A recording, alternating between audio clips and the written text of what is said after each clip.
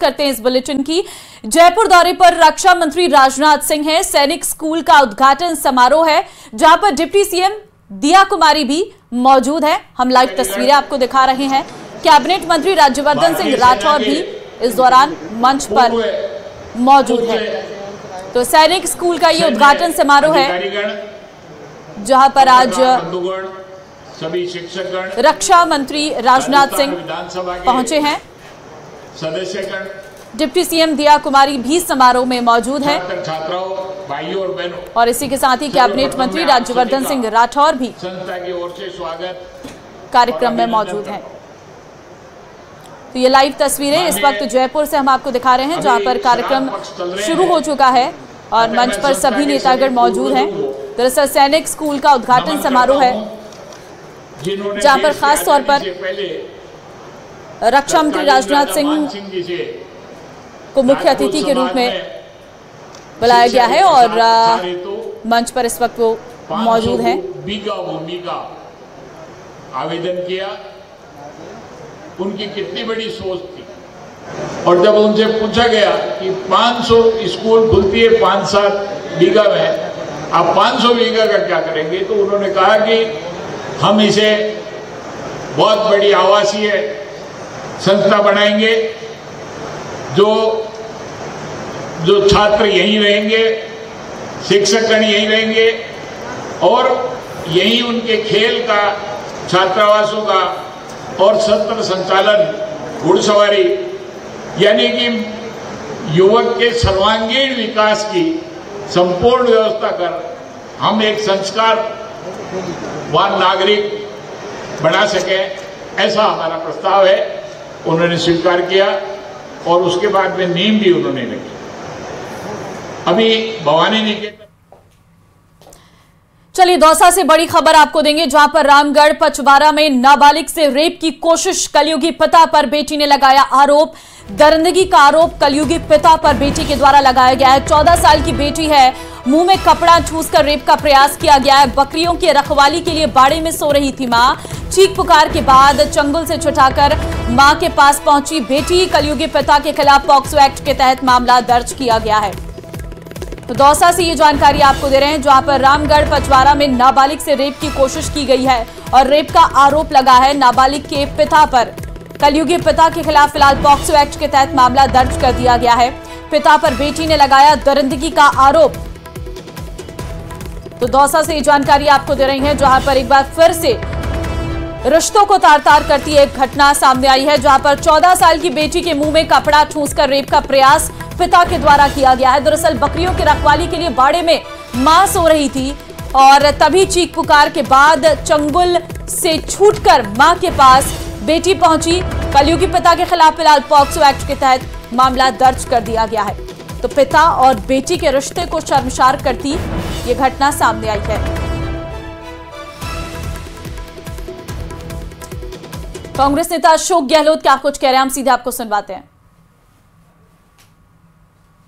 समझता हूँ किसी भी रूप में उचित नहीं है और आज जो हुकूमत करने वाले लोग हैं वो चुप क्यों हैं, इसका मैं समझता हूँ कि देश को जवाब देना चाहिए। आप दिल्ली दौरे पर गए थे और हरियाणा विधानसभा चुनाव को लेकर महत्वपूर्ण जिम्मेदारी भी आपको मिली सीनियर लीडर की, क्या कहेंगे किस तरह का चुनाव? हरियाणा चुनाव जीत रही कांग्रेस, एक तरफा जीत हो रही है, वहाँ अच्छा माहौल है, सब एकजुट है, काम में लगे हुए हैं। जम्मू महाराष्ट्र वहाँ पर क्या हालात है? अभी वो तो देखो, अभी टाइम आएगा तो बताएंगे। अभी तो वहाँ तो महाराष्ट्र में तो चुनाव घोषणा होना बाकी है। अभी राजस्थान में, चूंकि राजस्थान में एक सबसे बड़ा इशू बना हुआ है, आपकी सरकार ने जो नए जिलों का गठन किया था उसको लेकर कमेटियां बन गई, कमेटियों की बैठक हो गई। एक जो सीनियर जो रिटायर्ड IAS अधिकारी थे उन्होंने अपनी रिपोर्ट भी सौंप दी।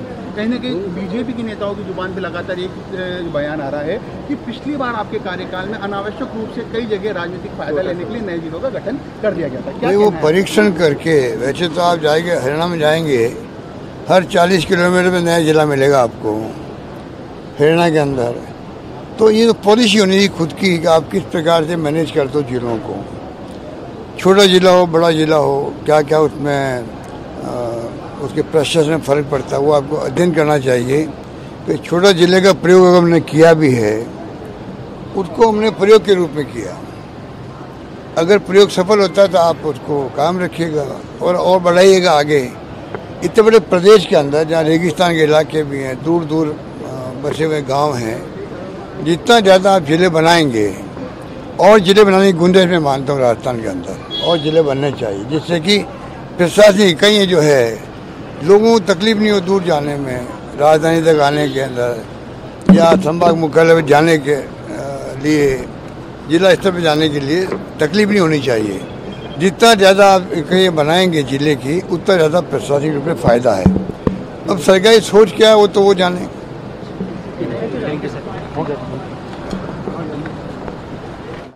नए जिले को लेकर कमेटी का गठन किया गया है, उसी को लेकर अशोक गहलोत यहां पर तंज कसते हुए नजर आ रहे थे। फिलहाल जरा खबरों में आगे बढ़ते हैं। उदयपुर से खबर आपको देंगे, जहां पर उदयपुर का मावली कस्बा मदरसे को आवंटित सरकारी जमीन को निरस्त करने की मांग को लेकर बंद रखा गया है। मदरसे की जमीन को निरस्त करने के लिए विधायक प्रत्याशी रहे कृष्ण गोपाल, विश्व हिंदू परिषद के प्रदेश उपाध्यक्ष सुरेंद्र सिंह राव, नगर पालिका के पूर्व अध्यक्ष राजेश चपलोद सहित कई प्रमुख लोग प्रदर्शन का नेतृत्व कर रहे। इसी कड़ी में बड़ी तादाद में लोग मावली पहुंच रहे हैं। वहीं पुलिस ने भी कानून व्यवस्था बनाए रखने के लिए इलाके को छावनी में तब्दील कर दिया है। विरोध को देखते हुए सरकारी और निजी स्कूलों में छुट्टी कर दी गई है। सिर्फ मावली नहीं बल्कि आसपास के गांव के विद्यालयों में भी छुट्टी की घोषणा की है। आपको बता दें कि मदरसे की जमीन को लेकर जिला प्रशासन द्वारा जांच भी करवाई गई और जांच में भी जमीन भराव क्षेत्र में आने की पुष्टि हुई है।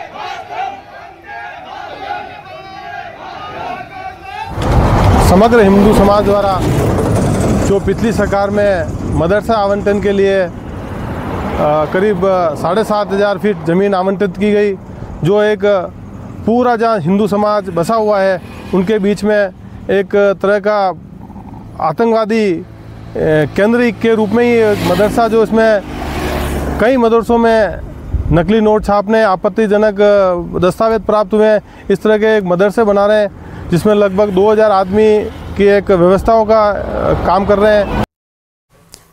कोटा से जानकारी आपको देंगे, जहां पर लूटपाट के बाद युवक को चलती ट्रेन से नीचे फेंकने का मामला, पानी में फेंकने का मामला सामने आया है।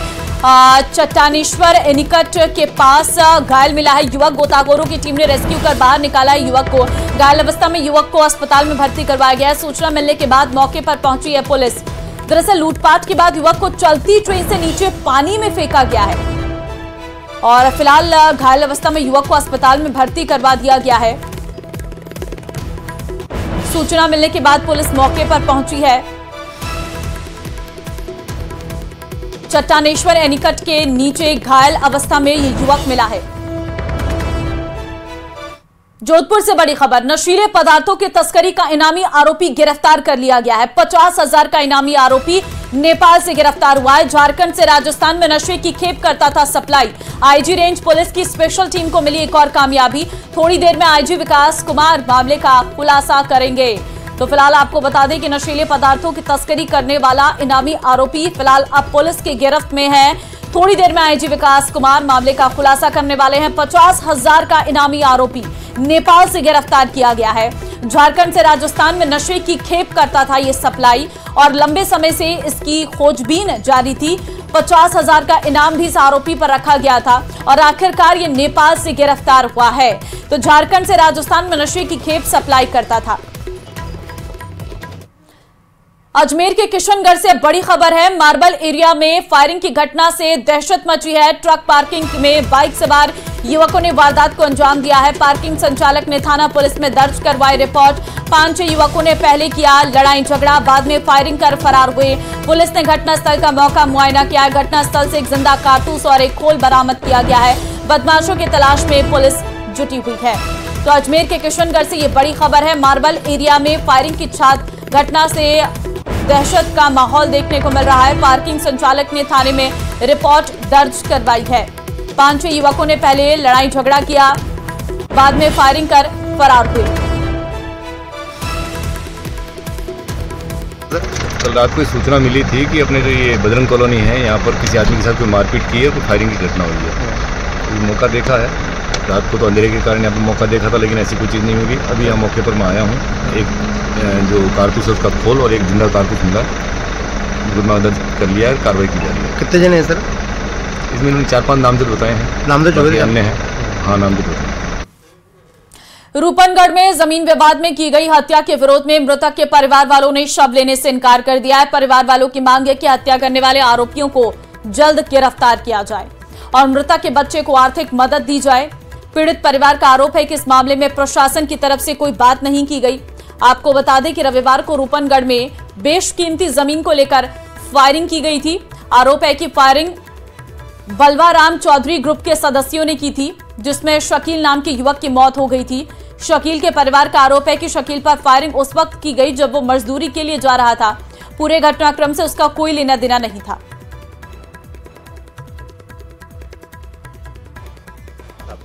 मामला ये था सर, हमारा बच्चा, हम रामसर निवासी हैं। बच्चा पहले भीलवाड़ा रहा करता था, भीलवाड़ा से रामसर आया, उसके पापा की डेथ हो गई, रामसर से रूपनगढ़ चले गया। 3-4 साल करीब हो गए थे उसको। वहीं पे धंधा मजदूरी करता था, बेलदारी करता था, कभी वेल्डिंग का भी काम करता था। वहाँ जाने के बाद वहाँ जैसे बच्चा आया, काम के लिए जा रहा था, रवाना हो रहा था। इस लड़ाई झगड़े से हमारा कोई मैटर नहीं है। खबर बूंदी से है, जहां केशवराय पाटन इलाके में चोर ने एक मेडिकल दुकान को निशाना बनाया है। चोरी की वारदात सीसीटीवी में कैद हो गई है। वीडियो में साफ देखा जा सकता है कि एक चोर मेडिकल के अंदर घुसकर चोरी की घटना को अंजाम देता नजर आ रहा है। घटना के संबंध में मेडिकल संचालक ने बताया कि जिस समय ये वारदात हुई, आवास पर कोई नहीं था। परिवार बाजार में स्थित दूसरे मकान पर रहने चला गया था। वीडियो में दिखाई दे रहा चोर मंदिर की छत से होते हुए दुकान के अंदर घुस गया, जिसने 40 मिनट तक मेडिकल क्लिनिक के अंदर रहकर चोरी की वारदात को अंजाम दिया। फिलहाल पुलिस ने पीड़ित की शिकायत पर मामला दर्ज कर जांच शुरू कर दी है।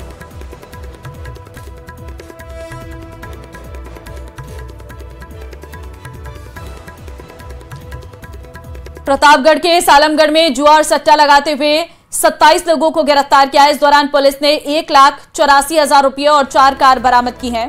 पुलिस ने बताया है कि बीते दिनों पुलिस को सूचना मिली थी कि मोजा मोटिया सालमगढ़ थाना क्षेत्र में एक कुएं पर अवैध जुआ सट्टा खेला जा रहा है। सूचना के आधार पर पुलिस ने यहां देर रात को छापा मारा। मौके से 27 आरोपियों को गिरफ्तार किया, 1,84,000 बरामद किए हैं और इसके अलावा 4 कार भी जब्त की गई हैं।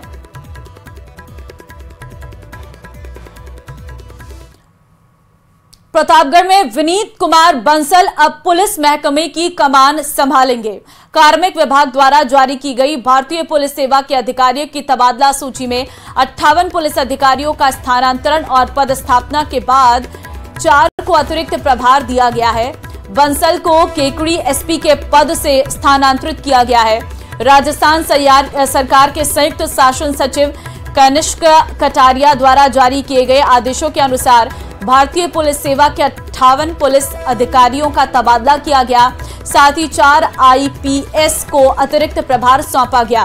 प्रतापगढ़ जिले में एसपी लक्ष्मण दास के एपीओ होने के बाद ये पद खाली चल रहा था।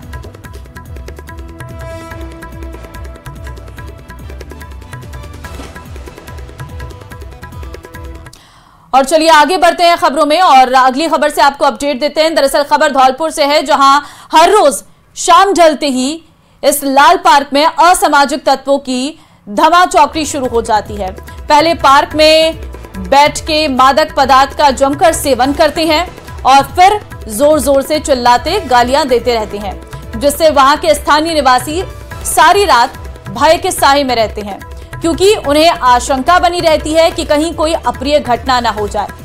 असामाजिक तत्वों के इस उत्पात को लेकर वहां के लोगों ने पुलिस को सूचना भी दी है, लेकिन पुलिस से भी उन्हें कोई राहत नहीं मिली है।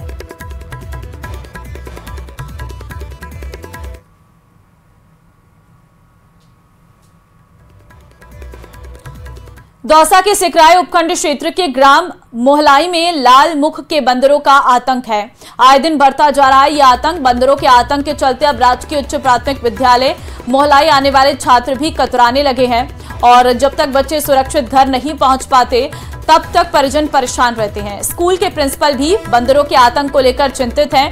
प्रिंसिपल का कहना है कि लिखित शिकायत देने के बावजूद भी समस्या पर ध्यान नहीं दिया जा रहा। हालात ये हो गए हैं कि क्लास में आकर बंदर छात्रों को जख्मी कर देता है और ग्रामीणों ने जोरदार प्रदर्शन के बाद चेतावनी देते हुए कहा है कि जल्द ही अगर प्रशासन बंदरों को पकड़ने की कार्रवाई नहीं करेगा तो आंदोलन किया जाएगा।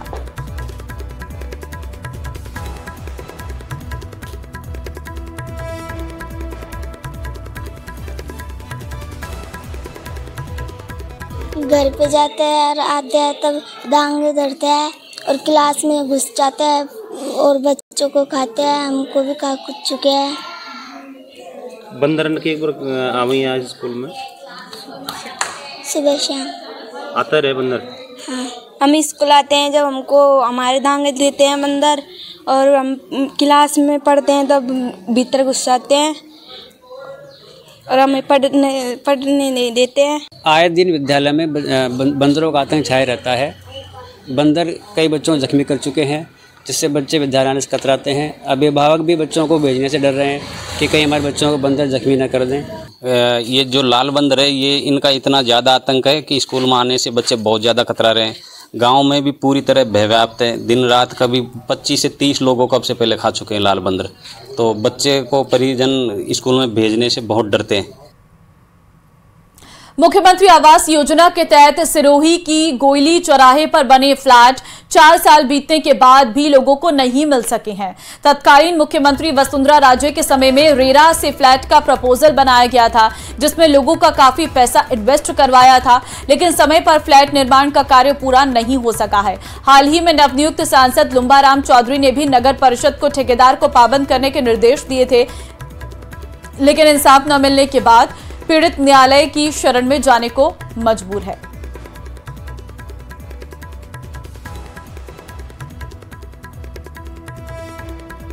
मुख्यमंत्री आवास योजना के तहत जिन लोगों को मतलब आवास देने थे, अभी तक उनको आवास भी नहीं मिला है।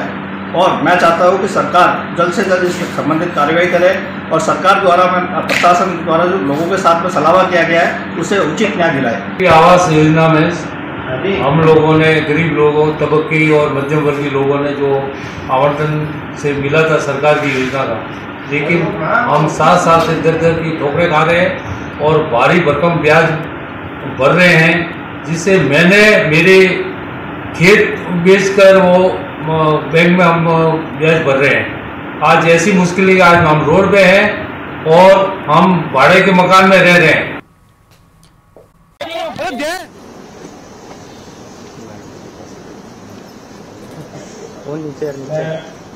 माननीय रेल और खाद्य प्रसंस्करण उद्योग राज्य मंत्री भारत सरकार श्री रमनीत सिंह जी का 57वें अंतर रेलवे निशानेबाजी प्रतियोगिता में हार्दिक अभिनंदन व स्वागत करता हूं।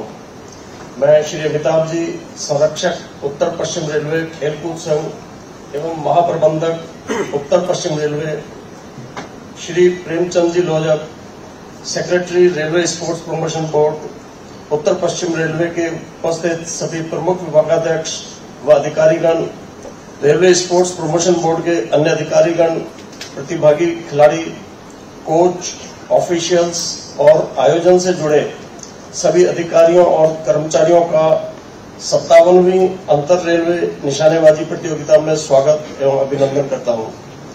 57वीं अंतर रेलवे निशानेबाजी प्रतियोगिता का आयोजन अंतर्राष्ट्रीय स्तर की जगतपुरा शूटिंग रेंज में किया जा रहा है।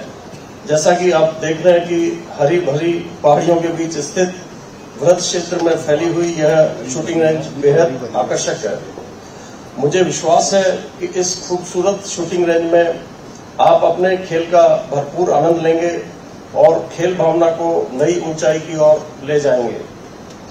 उत्तर पश्चिम रेलवे पर बड़ी प्रतियोगिताओं का आयोजन हमें प्रेरणा देता है कि हम खिलाड़ियों, कोच और ऑफिशियल्स को आशा अनुरूप सुविधाएं प्रदान कर खेलों को बेहतर बनाने में अपना योगदान प्रदान करें। उत्तर पश्चिम रेलवे खेलकूद संघ ने इस प्रतियोगिता में भाग लेने के लिए पधारे खिलाड़ियों व ऑफिशियल्स के ठहरने व खानपान के लिए उत्तम व्यवस्था की है, जिसका कि आप सब लोग भरपूर आनंद लेंगे, ऐसी मैं आशा करता हूं।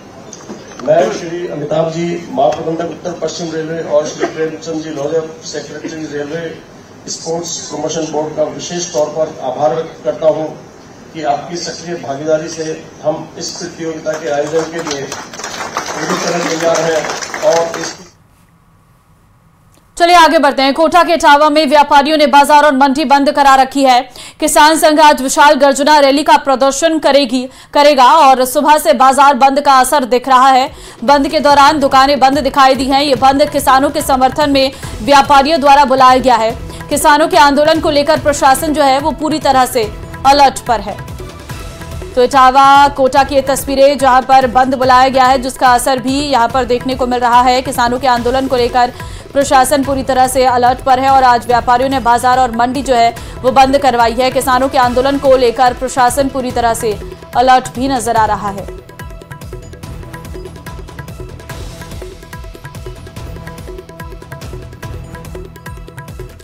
अजमेर में पुलिस ने सेकंड ग्रेड पीटीआई परीक्षा में फर्जीवाड़ा करने वाले आरोपी पटवारी को गिरफ्तार किया है। आरोपी पटवारी के द्वारा 5 लाख रुपए लेकर मुख्य अभ्यर्थी के स्थान पर डमी कैंडिडेट को बैठाया गया था। पुलिस ने आरोपी को रिमांड पर लेकर पूछताछ शुरू कर दी है। पुलिस के मुताबिक मामला सेकंड ग्रेड भर्ती परीक्षा 2022 से जुड़ा है, जहां मूल अभ्यर्थी राकेश मेहरा से आरोपी ने 5 लाख रुपए लेकर परीक्षा पास करने की बात कही थी। पुलिस ने मूल अभ्यर्थी को गिरफ्तार कर इस मामले में अनुसंधान शुरू किया तो सामने आया कि पटवारी ने पहले भी 2 अभ्यर्थियों को बांसवाड़ा में 5-5 लाख लेकर परीक्षा पास करने का वादा किया था, जिसके बाद उसे गिरफ्तार कर लिया गया।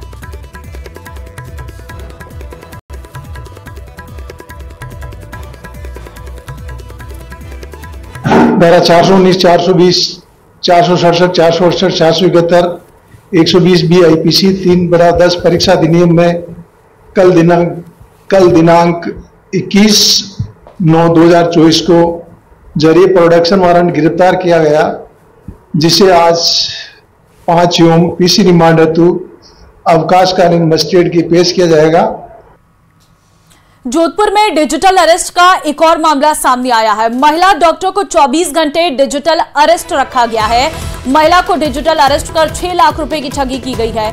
मिली जानकारी के अनुसार मुंबई क्राइम ब्रांच का अधिकारी बताकर ठगी की गई है। पीड़िता ने थाने में मामला भी दर्ज करवाया है। तो डिजिटल अरेस्ट के मामले लगातार बढ़ते जा रहे हैं और इस दौरान एक और मामला जो है वो निकलकर सामने आया है, जहां पर एक महिला डॉक्टर को 24 घंटे डिजिटल अरेस्ट किया गया। मुंबई क्राइम ब्रांच का अधिकारी बताकर ठगी की गई। पीड़िता ने थाने में मामला दर्ज करवाया है। तो डिजिटल अरेस्ट के मामले लगातार बढ़ते जा रहे हैं। ऐसे में आपको सावधानी बरतने की जरूरत है, क्योंकि ये मामले लगातार बढ़ रहे हैं।